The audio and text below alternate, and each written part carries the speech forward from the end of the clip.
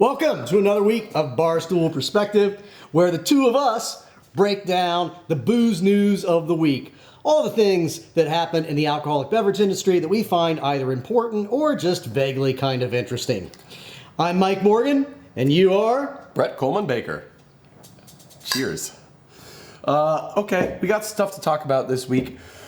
We have one big news story for the week, and I don't know if you want to get into that right away or if you want to go with the tried and true that we've talked about to lead the pod or to lead this this video news. Oh, I swear to God, if we cannot talk about Bud Light right out of the gate, that'd be great. Okay, we'll save it for later. The biggest news of the week is Anchor pulling out of national distribution, canceling Christmas Ale forever, and basically just doing the corporate thing that they said they would not do. Being anti-craft is what's happening. Yeah, and in episode 3 of Brew Guy's Happy Hour podcast, which is our primary podcast where we go through the history of craft beer, we have interviewed in season 1 all of the real rock stars of the early craft beer movement, including Fritz Maytag, who started Anchor Steam in 1965. Well, it was a pre-existing, it was a 19th century brewery, but he reinvented it, and it's called America's first craft brewery because of what he did there with Anchor Steam, to really focus on quality ingredients, spectacular beer, a real love of the beer and the craft. And it was very transformative, and it has remained a really good beer. In that interview, we asked Fritz if he thinks that there's something to be lost by taking the company public and then letting it be acquired by this huge corporate overlord. And he's very optimistic about it in the interview. Of course, he went from being really rich to richer when that happened. Yep. I would probably have a pretty good attitude about it. I would say whatever I had to say to make it sound good. Absolutely. I would justify that paycheck however I need it. If Anheuser-Busch wrote me a check right now, I would say all the nicest things about Bud Light. Oh, I would, absolutely. If there's enough zeros on it, I'll take back everything that I said. I'll call it all a fever dream. But they really have proven that there is something to the smallness of craft that's important, or at least the independence of it. Sierra Nevada is really big, but they are still independent. And it's why Sierra Nevada Pale Ale is still the same beer that it was in 1981, and it's still delicious. Yep. The first thing that Anchor did that was really stupid about a year or so ago was change all the branding. They had this label, and not that we want to get far into branding, but they had this label that was really iconic. It's the first American craft beer, and it had been the same label since 1965. It's not necessarily stupid if you're just looking at it through the very dumb lens of I want to make more money. Brand refreshes are proven to make more money. You'll see increased revenue of around 20% from a brand refresh in the first 3 to 6 months. So that's what they were looking at. Which is going to wane. But it will wane, and because you're going to try it and then you're going to realize it's the same product on the inside. Right. But the real tragedy and what really makes it dumb is the fact that you're erasing that beautiful history. It was iconic branding. It was timeless. You didn't need to change it to that degree. Yeah, it's not that the branding was so amazing that, it would be ridiculous to change it. But when you are the first and you're the same branding since 65, then it's stupid. It's stupid to mess with that. It's not the label that's not selling your beer at that point in time. Right. So why change the label? Figure out something else that's going to work better. And it was an indication that they didn't have a real meaningful respect for the history. That's and you see that now. So they've gotten rid, they're still making Anchor Steam, but they're only distributing it in California because it's more cost effective. And they've completely eliminated Christmas Ale, which is America's first real seasonal beer. Yep. And you love those. I'm here or there on Christmas ales. Like Great Lakes makes a fantastic one, but a lot of them I think they're overspiced. They're not really my thing. You love them a lot. Yeah, I love Christmas beers a lot. I think it's a lot of fun from just like the holiday season's happening and the special beers come out and you get to try them once a year and then they go away again. And it's obviously the holiday season, so you got to deal with your in-laws and your family and all that the shit. higher ABV The helps. higher ABV helps, and you can kind of just get lost in a Christmas beer at 12. And it's, makes things palatable. Yeah. And it's, not every year from Anchor was the best year because they change the recipe every year, which was also a lot of fun. Like, what am I going to unwrap this year? I don't know. Is it going to be juniper forward or is it going to be anise? I don't know. Think about being seasonal. Yeah, it's great. But what the reasoning for getting rid of it was that they said it was too much work and not profitable enough. Well, motherfucker, that's craft beer. Right. It is too much work and it's not profitable enough. Yeah. That's what makes it a craft. Yeah. And you're basically just saying, I'm not craft anymore. That's everything they just decided was, I'm not craft anymore. Yeah. And speaking of shitbaggery that they're doing now, is they've let the contract with the union expire and they're refusing to go to the negotiation table with the union too. Shocking. And Anchor was one of the first breweries to get unionized, and it was not that big of a deal because whether Fritz cared or didn't care, but they acted like it was okay and they let it happen, and now they're getting ready to fight it. And so, just another reason why corporate shit overlords. on your employees, disrespect the brand and the history of it, and just focus on greed. The brand will be gone in 10 years. So, piece of shit of the week is, what is that company? Which one are they? Listen, I'm going to say one, but I can't be 100% certain. I think it's Kieran. So if it's you, Kieran, go to hell. Unless you want to sponsor us, and then which we'll take everything back that we just said. Right. They also do Sapporo, whatever the hell the Japanese beer is. Right. Kieran. I don't know. Yeah. I don't know. I don't know enough about the situation. But We absolutely positively think, fuck you, Kieran. These are facts. These are facts. And if we're wrong about who owns it, then we're sorry. We'll put out a retraction statement. Yeah, you'll tiny see it. little You'll see 8-point font retraction you can look for on the website. So speaking of douchebags, and I'm not talking about us, there's a group of French distillers, and they're putting out a new movement.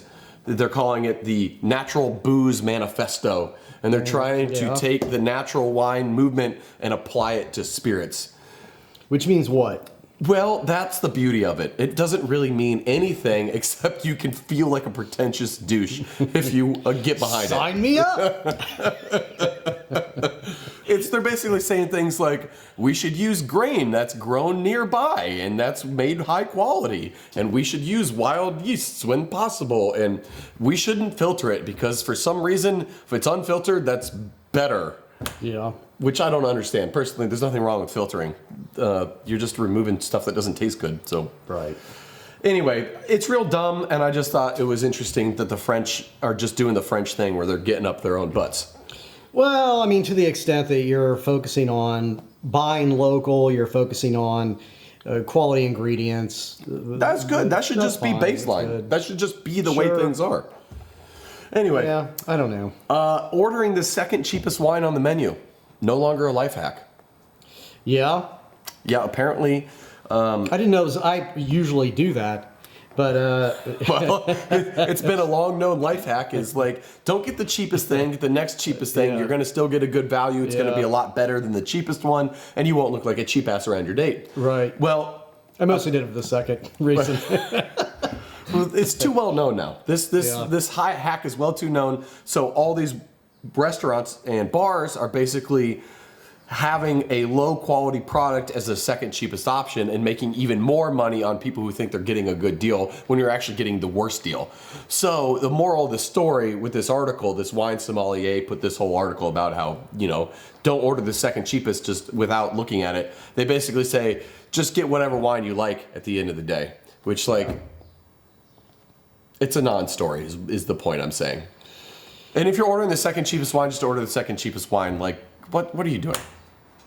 The whole wine thing in restaurants, it's crazy. I mean, beer, there's so much more complexity to beer, and it should really be paired with a lot of things more so.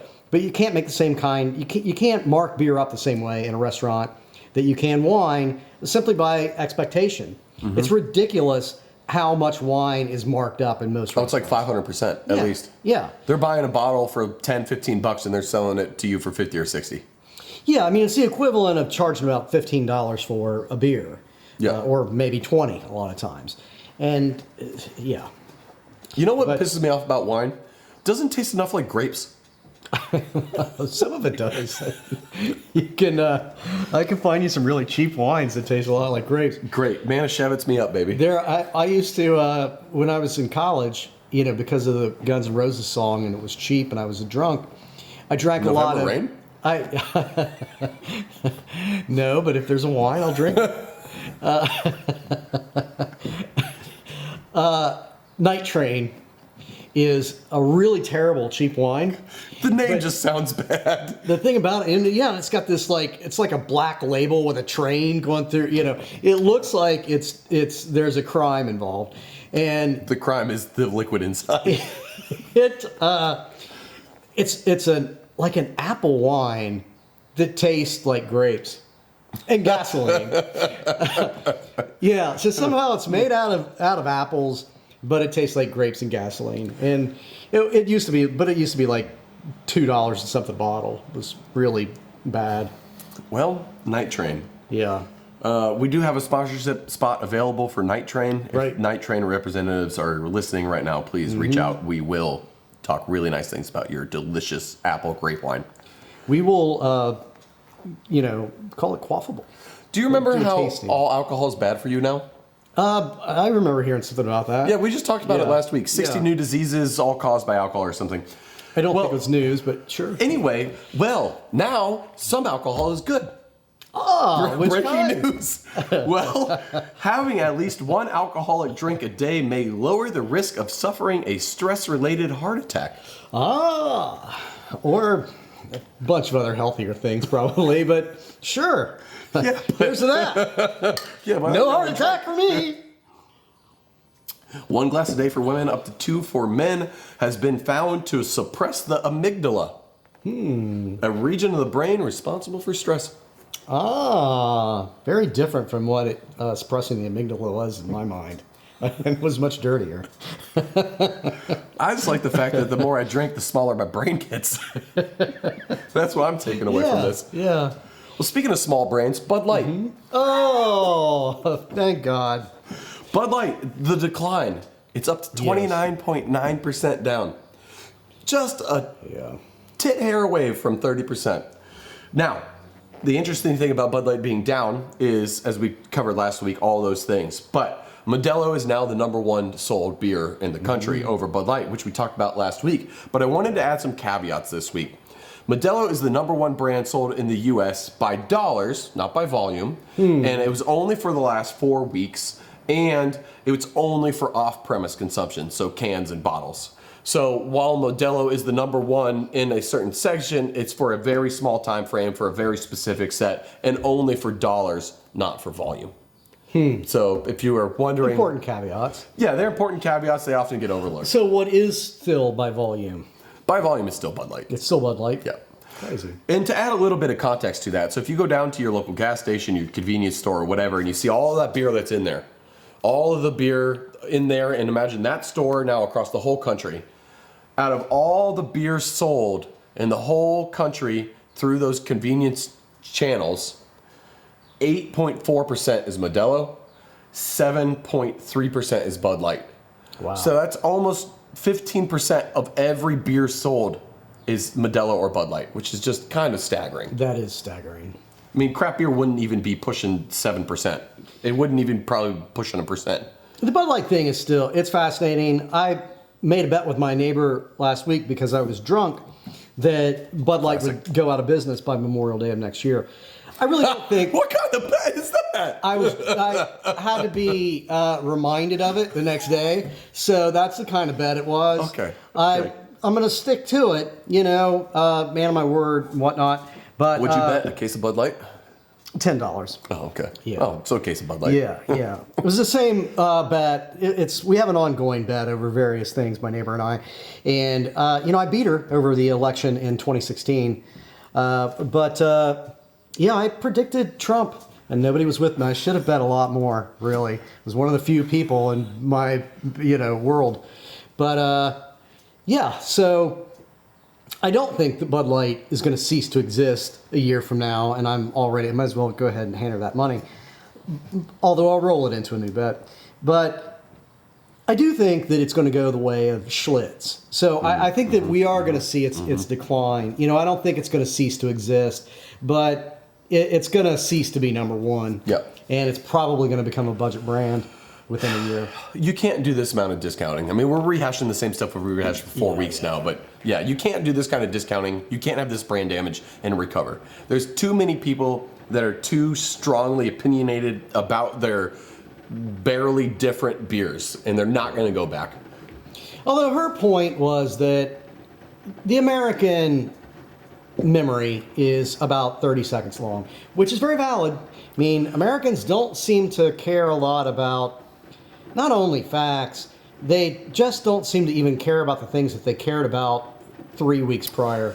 Yeah, but the difference here is it's already been months. It's been several months. And I think what is unique with this situation is the fact that the beer, well, first of all, it's become acceptable to be just openly racist and sexist and anti-gay and all this stuff in American again. Which is insane. And then also that the Bud Light has been branded as a gay beer, much like fruit beer was in the 90s. Like, what are you, gay for drinking that fruit beer? Well, like, that's Bud Light now. And because it's okay to have those viewpoints seemingly in certain parts of America, that now it's okay to brand this beer as that, and then again harass people for being quote unquote gay, like it's a bad thing. And Bud Light is getting wrapped up in all of that. So the culture wars are taking it down, and I think it's going down. I don't think it's a 30-second, I'm going to forget about this thing. I think they're screwed. I agree with you. Yeah. It just won't be by Memorial Day. They're going to hang on for a while, if not forever. Yeah, they're going to exist. I don't know. I think if they haven't become a 4 or 5 tier budget brand within a year from now, then I think they will recover. Yeah. But they'll go if down they that haven't, hole. yeah. If they fail through July 4th specifically, and then they don't recover by Labor Day weekend, the Memorial Day, July 4th, Labor Day, 3 biggest drinking holidays in the country by a huge margin. And it rotates which one is in first depending on the weather, time of year, what's happening, et cetera, when it falls, the holidays, all that stuff.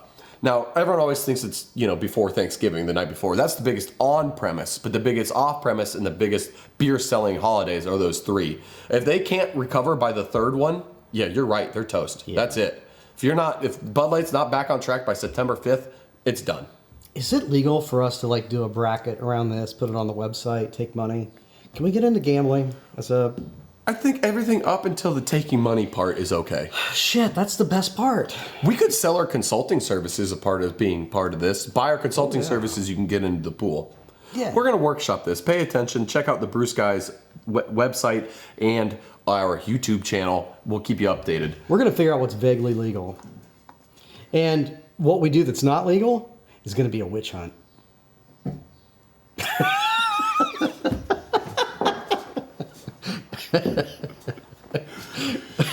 Oh, Guinness Day. Guinness Father's Day. There's a Father's Day scam going around with Guinness. That's what I'm trying to find. Oh, that's just wrong already. Yeah, that's it. A bunch of people on WhatsApp, they're saying, if you like Guinness and you're a father, send us your personal information, and there's like a 1 in 2 chance you're going to get a free grill. And guess what? There's no free grill. Guinness isn't involved, and you're just giving up your personal information that's then being stolen. Well, yeah. Moral of the story is don't give up personal information. Yeah. Really, if you're falling for that, just stop. Now, don't victim blame, Michael. Guess what? Organic wine doesn't taste better than non-organic wine. That's That's science. How's it science? Well, this famous sommelier came out and said organic wine is better than non-organic wine. It continuously wins more awards and it scores better with judges. Well, the wine industry took offense to that and went back and looked at all of the most recent histories, competitions in wine scores and yada, yada, yada. And guess what? There is no proven difference between organic and non-organic wine when it comes to taste. What makes an organic versus a non-organic wine? Well, one is organic. Thanks for clearing that up. What goes into wine that's not organic? Pesticides, herbicides. So it has to do with how the grapes are cultivated. Yeah. And then you also need organic ingredients the whole way down. If you want to add tannins, you can, but they need to be organic tannins and yada, yada, yada. Yeah. Organic cork. I like a little note of pesticide. Well, that's why I drink out of leaded glass still. Yeah. It makes me feel better. I gotta get angry. You want to hear some gossip? Sure. Great. As long as it's not about me. Well, it's not about us. So good. Then yeah. Sounds fair. Cape May Brewing Company has called off the acquisition of Flying Fish Brewing Company over in Maryland. Now, the weird thing about them calling it off, it's not so uncommon for deals to fall through, but this deal was signed and done, and it only fell apart after Cape May started doing their due diligence on Flying Fish. So they found something real greasy in their books and realized, oh, this is way worse than they were trying to sell it to us as. So they called that deal off. Now, another greasy deal is Dewclaw Brewing Company is selling off their whole brand. The brew house is up for auction. There's a website called breweryauctions.com or something, which, clever. They're for sale, and on the brewery subreddit, somebody posted Dewclaws for sale, buyers beware, and they basically just went into detail about how badly in disrepair the Dewclaw brewery is, about how tanks are damaged, and about how they're trying to push basically busted ass equipment onto unsuspecting brewery owners. So that's my 2 bits of gossip. Can't confirm any of that, but greasy things are happening is the point of this in craft beer right now. Money's tight, craft beers are going to be falling, and more stuff like this we're going to keep hearing about. Do your due diligence. Yeah. Somebody selling a brewery, it's not because they hate making so much money. Oh my God! It's stressing me out. I'm making this beer and I'm selling all kinds of it, and I gotta buy like a new Rolls Royce and shit. I gotta upgrade the yacht. I can't sell spend this. my money fast enough. This sucks. I gotta sell this fucking thing. This golden goose is really getting me down. Yeah, I need a turkey. I want to work harder. I want to struggle. I want to build more character. Yeah, that doesn't happen. Yeah, buyer beware. Okay, non-alcoholic story of the week. Celsius energy drink. Are you familiar? No. Yeah, it doesn't matter. There's a bunch of dumb energy drinks out there. Yeah. However, there's a trend going on TikTok right now where everybody thinks that Celsius energy drink has Ozempic in it. And it's a big viral trend. Celsius is trying to get out in front of it, saying we don't have Ozempic in our energy drinks, and you can't use our energy drink for weight loss. But for some reason, it's gaining a lot of steam on TikTok. So I know you probably have a lot of thoughts about all those things because it's a lot of bullshit. That is an astoundingly arbitrary thing for somebody to wind up making a bunch of money over. But whatever. TikTok is just another thing that can go away. So How that's do you my even thought. get your hands on Ozempic? And why is it so popular right now? Is it really just weight loss? There is nothing wrong with your television set. Do not attempt to adjust the picture. So we have professional producers, which is shocking, really, for the production quality at times. I'm shocked by this cut right now. What's happening? There was just like a time lapse in reality.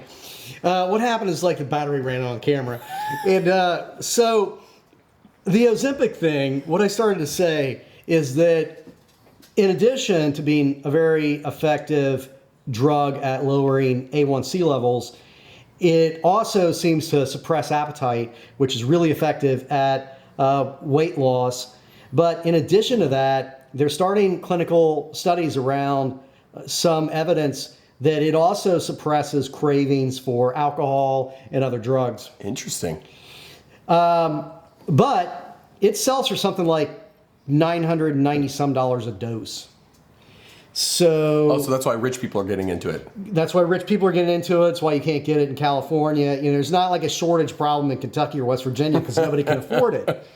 And the people that really probably need it the most, could benefit from it the most, aren't getting it because a bunch of assholes in Beverly Hills and Manhattan. They want a shortcut to just losing weight. Yeah. Well, that's a bummer.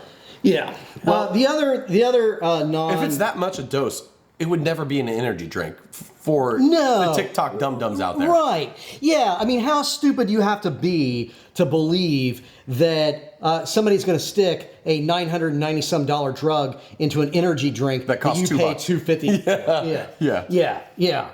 Yeah, it was always kind of the thing around drugs, right? Like, don't smoke marijuana because somebody is going to spike it with a bunch of heroin. Really? Why would you put a more expensive drug in the drug that I paid less than you would spike it with? I mean, of course that's not happening. Buy your first marijuana, get upgraded for free. Right. Yeah, now that's a thing. That's fine.